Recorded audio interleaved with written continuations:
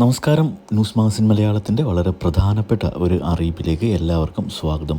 നമുക്കറിയാം, നമ്മൾ പല സ്ഥാപനങ്ങളിലും പല ആവശ്യങ്ങൾക്കായി പോകുമ്പോൾ നമ്മളുടെ ആധാർ കാർഡിൻ്റെ പകർപ്പ് കൊടുക്കേണ്ട ഒരു സാഹചര്യം ഉണ്ടാകുന്നുണ്ട്.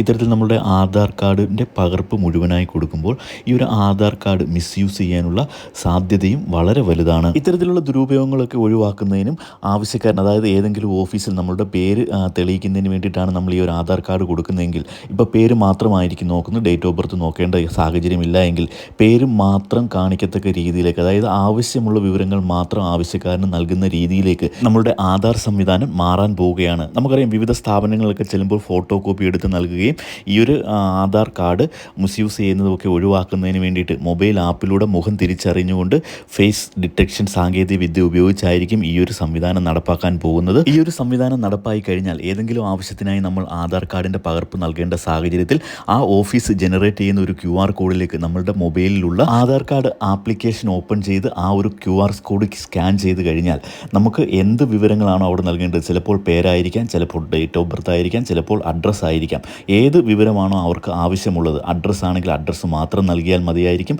ഇനിയിപ്പോൾ ഡേറ്റ് ഓഫ് ബർത്ത് ആണ് വേണ്ടതെങ്കിൽ ഡേറ്റ് ഓഫ് ബർത്ത് മാത്രം നമുക്ക് ആ ഒരു ഓഫീസിന് നൽകുവാൻ കഴിയുന്ന ഇത്തരത്തിലുള്ള ഒരു സാങ്കേതിക വിദ്യയാണിപ്പോൾ നമുക്ക് ലഭിക്കാൻ പോകുന്നത്. ഈ ഒരു പരിഷ്കരണത്തിൻ്റെ പരീക്ഷണ ഘട്ടത്തിലുള്ള ഫീച്ചർ ഏതാനും മാസങ്ങൾക്കകം നമുക്കൊക്കെ ലഭ്യമാകുന്നതാണ്.